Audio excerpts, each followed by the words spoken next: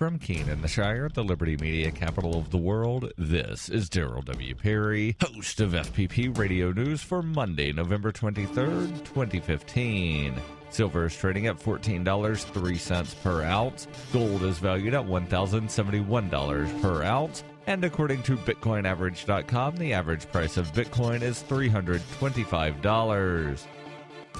Antiwar.com reports an apparent U.S. drone strike against Somalia on Sunday killed at least 8 fighters from the al-Shabaab group in an overnight strike that targeted a longtime Shabaab base 120 kilometers northwest of the Somali capital of Mogadishu. Details are still emerging on the incident, but locals reported 3 explosions at the base, and Somali police are reporting a local al-Shabaab leader was among the slain in the attack. Al-Shabaab has not confirmed this, however.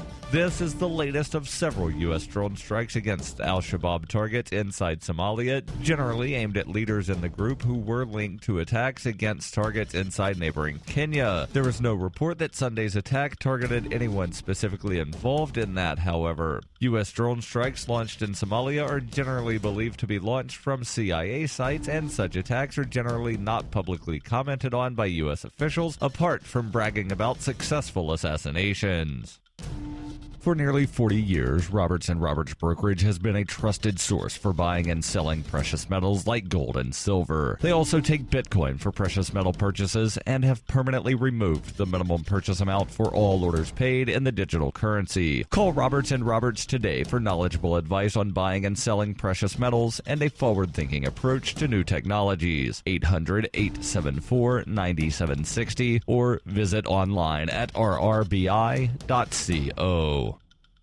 UPI reports at least 1 foot of snow fell on parts of the upper Midwest on Saturday, creating potentially hazardous traveling conditions ahead of the Thanksgiving holiday. The National Weather Service said a storm dumped from 8 to 16 inches of snow in a stretch between southeastern South Dakota to southern Wisconsin starting Friday. Winter weather advisories are posted for multiple parts of Michigan, including Detroit and northern Indiana. More than 11 inches of snow have fallen on Chicago since Friday, while the Sioux City, South Dakota metropolitan area had about 18 inches. Nearly 600 flights in Chicago's O'Hare International Airport were canceled, reporting 9.1 inches of snow by 7 a.m. Saturday. The storm system was moving east, bringing the cold weather towards the Great Lakes. The National Weather Service said in a statement, after the first significant snowstorm of the season for parts of the upper Midwest and Great Lakes, conditions are forecast to be less active, with just some patchy areas of lake-effect snow remaining. The cold front should exit the East Coast on Sunday, ushering in an even colder air mass for the beginning of the week. The Iowa Department of Transportation warned residents in Des Moines and several cities not to travel because of the winter conditions. Many vehicles have reportedly been seen in ditches, particularly near Mason City and Council Bluffs. New York Governor Andrew Cuomo released a statement warning residents to prepare for wind gusts up to 60 miles per hour with the possibility of a foot of snow.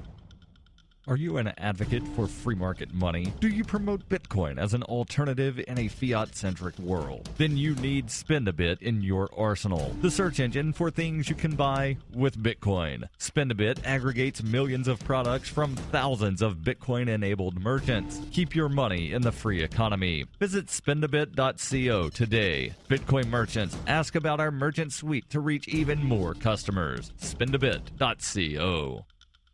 Reuters reports up to 16 people were hospitalized on Sunday after a shooting in a New Orleans park where hundreds of people had gathered for the making of a music video, according to local media reports who cited police. The shooting occurred around 7 p.m. local time in Bunny Friend Park in the city's Upper Ninth Ward. The Times-Picayune newspaper quoted New Orleans Police Superintendent Michael Harrison as saying he believed multiple people had fired into the crowd of more than 300. The newspaper quoted him as saying, "I can't speak to the condition of all the victims, but no one has died at this time." 3 witnesses told the Times-Picayune they saw a man with what they believed to be a silver-colored machine gun and also heard more gunshots coming from within the crowd as he ran away. New Orleans Police Department spokesman Tyler Gamble told the New York Times that police learned from witnesses that there were 2 groups that were firing shots back and forth at each other and then ran off after each other on foot. WVUE-TV said police believed the shooting stemmed from a fight.